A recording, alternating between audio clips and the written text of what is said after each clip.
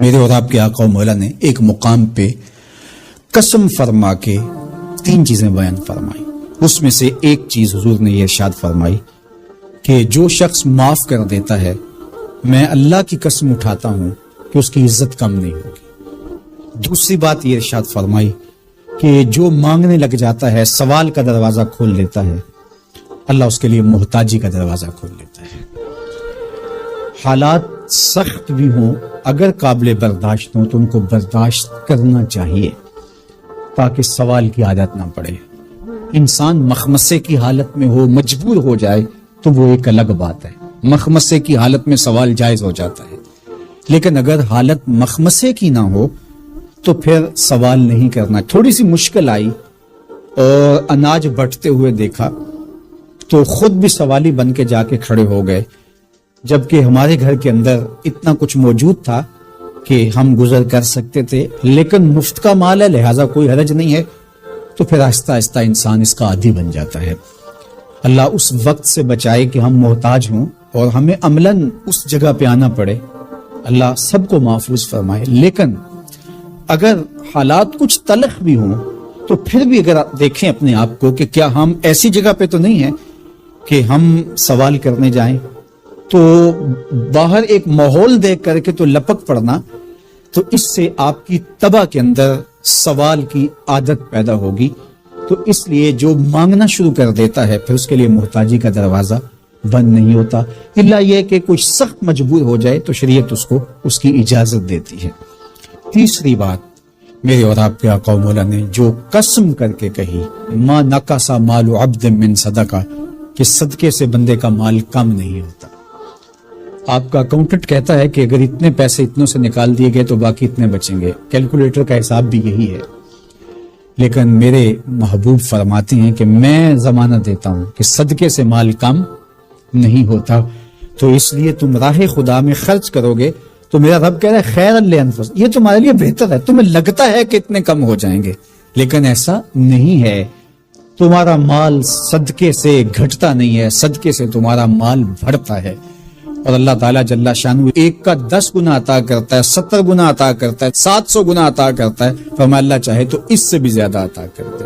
اور پھر فرمایا ان تقرضوا اللہ قرضا حسنا یضاعفہ لکم، اگر تم اللہ کی راہ میں قرض حسنہ دو تو وہ دگنا کر کے دے گا. اچھا، یہ کیسا اللہ کا انداز بیان ہے کہ خود مال دے کے خود کہہ رہا ہے مجھے قرضہ دو، اور پھر خود کہتا ہے میں دگنا دوں گا. دیا ہوا کس نے ہے؟ اسی نے. اور کہتا ہے کہ جو میں نے تمہیں دیا ہے اس سے مجھے دو، اور میں پھر اس کو اپنے دیے ہوئے مال سے دیے گئے مال کو دگنا کر کے تمہیں لوٹاؤں گا. اللہ اکبر. اور پھر فرمایا وَيَغْفِرْ لَكُمْ، اور تمہیں بخش بھی دوں گا.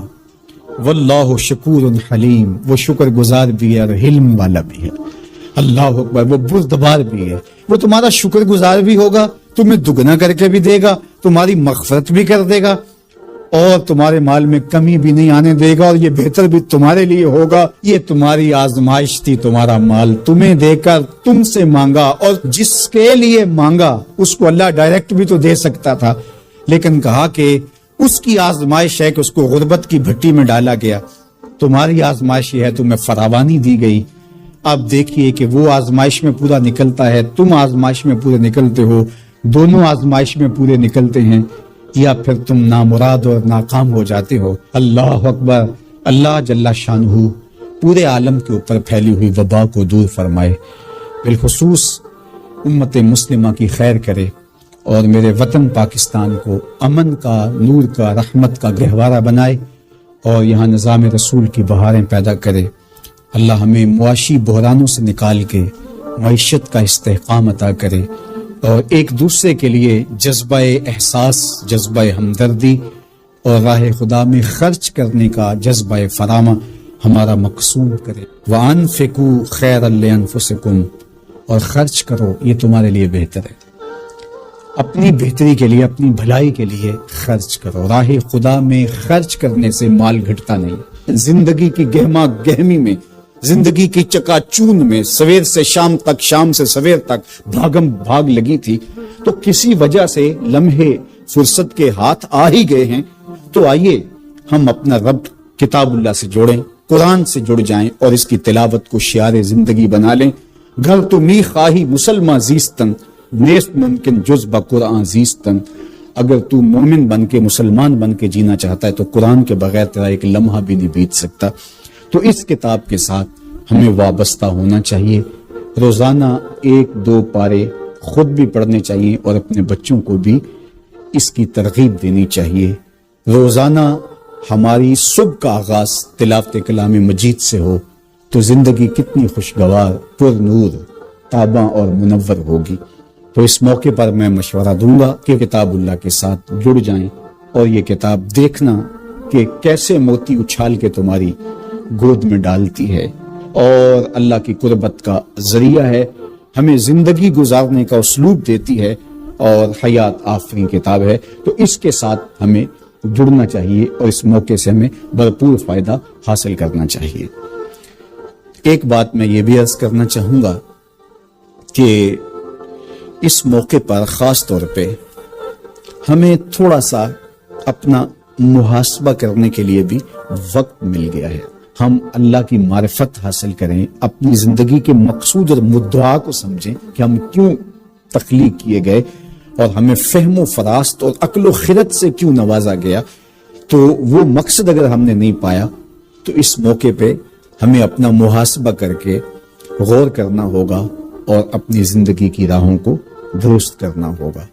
اللہ کے حضور رجوع کریں، سچی توبہ کریں۔ ابھی تو ہم نے سوشل میڈیا پہ مختلف لوگوں کی موت کے رقص کو دیکھا، ہم نے الیکٹرانک میڈیا کے اوپر مختلف ممالک کی خبریں دیکھی اور دل لرزنے لگے، اور جب اپنی آنکھوں کے سامنے ان لوگوں نے یہ مناظر دیکھے ہوں گے تو کیا عالم ان کا ہوگا اور کیا کیفیت ان پر بیتی ہوگی اور کس کرب سے، کس اذیت سے وہ گزرے ہوں گے۔